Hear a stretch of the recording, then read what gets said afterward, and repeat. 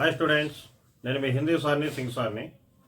నాన్న 10th class 2024 public ఎగ్జామ్స్కి prepare అవుతున్న స్టూడెంట్స్ అందరికీ కూడా ఈ సంవత్సరం హిందీ పరీక్షకి పేపర్లో కొన్ని చిన్న మార్పులు జరిగిన విషయం మీ అందరికీ తెలుసు. ఆ మార్పులన్నిటినీ కవర్ చేస్తూ పబ్లిక్ మోడల్ పేపర్ ఒక్కొక్క క్వశ్చన్ ఏ విధమైన మోడల్లో ఇవ్వడం జరుగుతుంది, దాన్ని తక్కువ సమయంలో మనం ఎలా దాన్ని ఆన్సర్ చేయాలి, ఫుల్ మార్క్స్ని ఎలా మనం సంపాదించాలి అని ఒక్కొక్క ప్రశ్నకి వీడియో చేస్తూ వస్తున్నాను.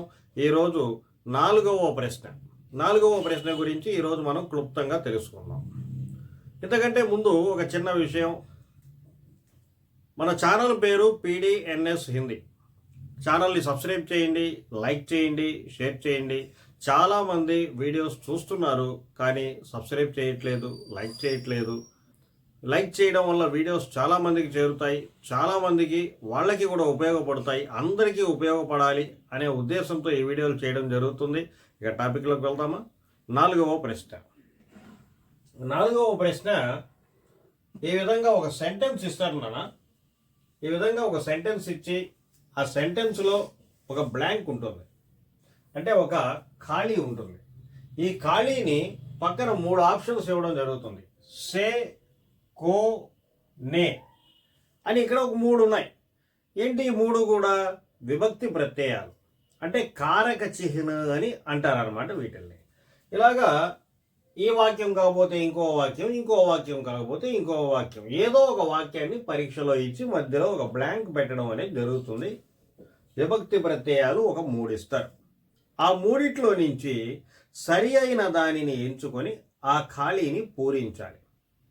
అంటే ఇక్కడ చూడండి, ఇన్మేసే సహీ కారక చిహ్న పెహచాన్ కర్ లిఖియే అన్నాడు. అయితే మొదటగా మనకి అసలు అక్కడ బ్రాకెట్లో ఏమైతే 3 విభక్తి ప్రత్యయాలు ఇస్తారో వాటి అర్థం తెలియాలి కదా. మొదట మనకి అర్థం తెలిస్తే చాలా చక్కగా మనం రాసేయవచ్చు. కాబట్టి మొదటగా మనం అసలు విభక్తి ప్రత్యయాలు ఏమేమి ఉన్నాయో తెలుసుకోవాలి. చూడండి, నే అనేది 1, కో అనేది, ఆ తర్వాత సే, కా, కే, కీ, మే, పర్. ఇంతేనా? ఇవి తెలుసుకుంటే చాలు మనం. ఇక వీటి అర్థాలని కనుక తెలుసుకుంటే మనం చాలా ఈజీగా ఈ విభక్తి ప్రత్యయాల్ని కరెక్ట్ అయిన ప్లేస్లో మనం ఫిల్ చేయొచ్చు. నే అనే దానికి తెలుగు మీనింగ్ డుమువులు అని అంటారు. అలాగే కో అనే దానికి తెలుగులో నీ, కి, నీకి అంటారు. సే అంటే 6 మీనింగ్స్ వస్తాయి. నుండి, కంటే, వలన, చేత, నుండి అని చెప్పి ఈ విధంగా 6 మీనింగ్స్. సే అంటే నుండి, కంటే, వలన, చేత, నుండి, చే, తోడ అని ఇలాంటి పదాలు వీటికి అర్థాలు వస్తాయన్నమాట. కా అంటే యొక్క అనే మీనింగ్ని ఇస్తుంది. సేమ్ కే అన్నా అదే, కి అన్నా కూడా అదే అర్థం. మే అంటే లోపల అనే అర్థాన్ని మే అనేది ఇవ్వడం జరుగుతుంది. ఈ అర్థాన్ని తప్పకుండా మనం తెలుసుకోవాలి. పర్ అంటే మీద, పైన అనే మీనింగ్ని ఇవ్వడం జరుగుతుంది. కేలియే అంటే కొరకు అనే అర్థాన్ని ఇక్కడ ఇవ్వడం జరుగుతుంది. తప్పకుండా ఈ మాత్రం మనకు తెలిసి ఉండాలి నాన్న. ఇవి తెలియకపోతే బ్లాంక్ ఫిల్ చేయడం చాలా కష్టం. కాబట్టి ఒక 2 నిమిషాలు శ్రద్ధగా దీనిని వినాలి మనం. నే అంటే డుమోలు, కో అంటే నీ, కి, నికి, సే అంటే నుండి, కంటే, వలన, చే, చేత, తో, తోడ, కా అంటే యొక్క, కే అంటే యొక్క, కి అంటే కూడా యొక్క, మే అంటే లోపల, పర్ అంటే మీద, పైన, కేలియే అంటే కొరకు. వీటి గురించి ఈ అర్థాలని మనం నేర్చుకున్న తరువాత చూడండి, మొదటగా ఒక్కొక్క దాని గురించి చిన్న విషయం చెప్తాను. నే అనేది వాక్యము పాస్ట్ టెన్స్లో గనక ఉంటే, వాక్యం పాస్ట్ టెన్స్లో గనక ఉంటే నే అనే దాన్ని మనం యూజ్ చేయడం జరుగుతుంది. మొదటగా చూసుకోవాలి, 3 ఆప్షన్స్ ఇచ్చినప్పుడు నే అనేది ఇక్కడ ఉంది. ఈ వాక్యం పాస్ట్ టెన్స్లో ఉందా లేదా అనేది మనం చూసుకోవాలి. పాస్ట్ టెన్స్లో ఉందా లేదా అనేది ఎలా తెలుస్తుంది? వాక్యం చివరిలో ఒత్తు థా, థా థే థీ గనక ఉన్నా, యా ఏ ఈ అనేది ఉన్నా అది పాస్ట్ టెన్స్ అని చెప్పి గమనించండి. అలా ఉంటే ఇక్కడ నే పెట్టే అవకాశం ఉందేమో అని మనం గెస్ చేయొచ్చు. అలా లేకుండా గనక ఉంటే ఇది పాస్ట్ టెన్స్ కాదు, ఇది పాస్ట్ టెన్స్ కాదు అని చెప్పి మనం డిసైడ్ అవ్వచ్చు. ఇకపోతే కో, కో అనేది కర్త పక్కన కాకుండా కర్మ పక్కన ఉంటుంది. మీనింగ్ నీకి నీకి. సే, సే అనేది నుండి కంటే వల్ల మీనింగ్ ఇస్తుంది. కా అనేది డాష్ పక్కన మేల్ గనక ఉంటే సింగులర్ అయితే కా పెట్టండి. కే అనేది డాష్ పక్కన మేల్ ప్లూరల్ గనక ఉంటే కే పెట్టండి. కీ అనేది డాష్ పక్కన ఫిమేల్ సింగిల్ ఆర్ ప్లూరల్ ఏమున్నా సరే కీ అనేది పెట్టండి. ఇక మే అంటే లో అనే మీనింగ్ ఇస్తుంది, పర్ అంటే మీద అని, కేలి అంటే కొరకు అని.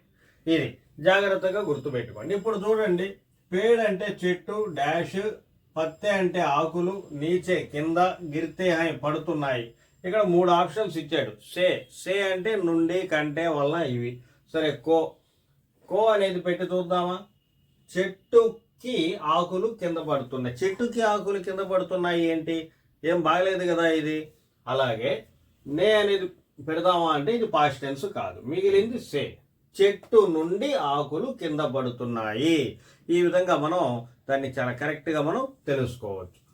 అలాగే చూడండి నాన్న, ఇంకొక ఆప్షన్ ఇస్తున్నాను ఇక్కడ. ఇంకొక సెంటెన్స్ రాద్దాం. రామ్ డాష్ భాయి లక్ష్మణ్ హై అని చెప్పి రాశాను నేను ఇక్కడ. రామ్ డాష్ భాయి లక్ష్మణ్ హై అని చెప్పి రాశాను. ఇక్కడ చూడండి, ఇక్కడ 3 ఆప్షన్లు ఇచ్చాడు అనుకుందాం. సే, కా, మే అని ఇచ్చాడు అనుకుందాం. చూడండి, రాముడు నుండి తమ్ముడు లక్ష్మణుడా? కాదు కదా. రాముడు చేత తమ్ముడు లక్ష్మణుడా? కాదు. ఇకపోతే మే, రాముడు లోపల తమ్ముడు అంటావా? అనలేము.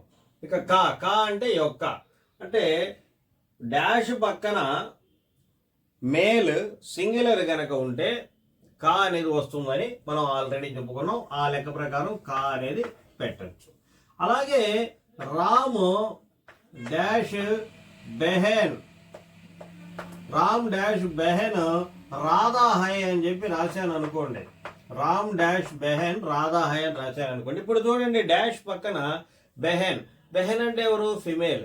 ఫిమేల్ సింగులర్, సింగులర్ అయినా ప్లూరల్ అయినా డాష్ పక్కన ఫిమేల్ ఉన్నప్పుడు కీ అనేది పెట్టాలన్నమాట. అదే రామ్ డాష్ పుత్ర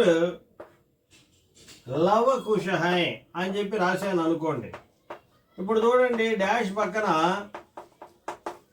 పక్కన మేల్ ఉంది, మేల్ ఉంది కానీ ప్లూరల్లో ఉంది. ప్లూరల్లో ఉన్నప్పుడు ఏంటి? కే అనేది పెట్టాలన్నమాట. అలాగే డాష్ పక్కన నెంబర్ వచ్చినా కే అనేదే పెట్టాలి. డాష్ పక్కన గౌరవమైన వ్యక్తులు ఎవరైనా వచ్చినా, ఏదైనా అధ్యాపకని కానీ, ఈ విధంగా దాదాజీ అని కానీ, ఇలాగా మనకన్నా వయసులో పెద్దవాళ్ళు, గౌరవమైన వాళ్ళు, డాష్ పక్కన ఎవరైనా వ్యక్తులు ఉన్నా కూడా పుంలింగ్ కే అనేదే పెట్టాలి. అది జాగ్రత్తగా అదొక్కటి గుర్తు పెట్టుకోండి చాలు కాకేకీల గురించి. ఇంకోటి వచ్చి ఏందిరా అంటే డాష్ పక్కన ఎదురా అంటే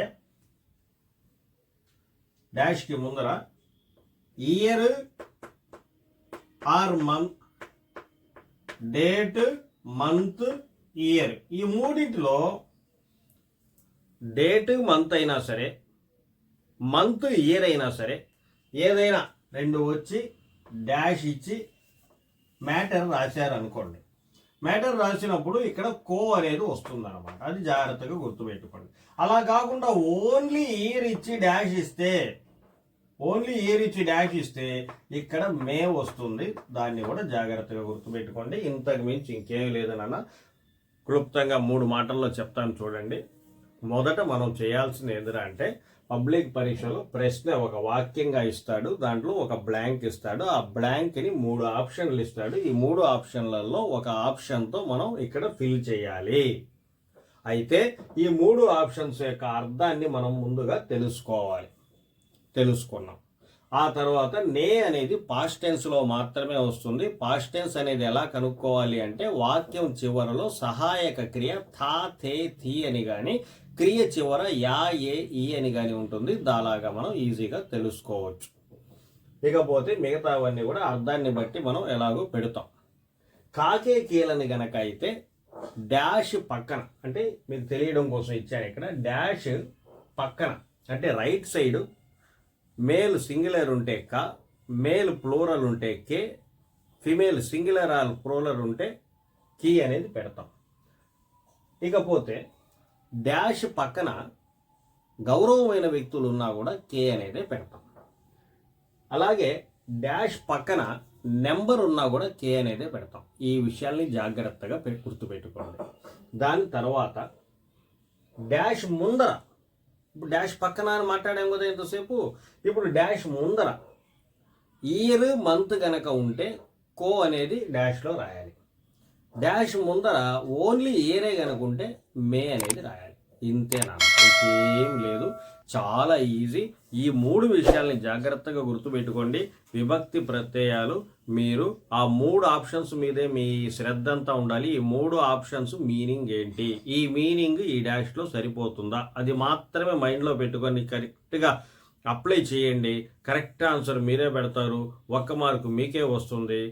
ఈ 4వ ప్రశ్నని విజయవంతంగా పూర్తి చేయగలరు. ఇలాగే నెక్స్ట్ వీడియోలో 5వ ప్రశ్నతో మళ్ళీ కలుద్దాం. నేను మీ హిందీ సార్ని, సింగ్ సార్.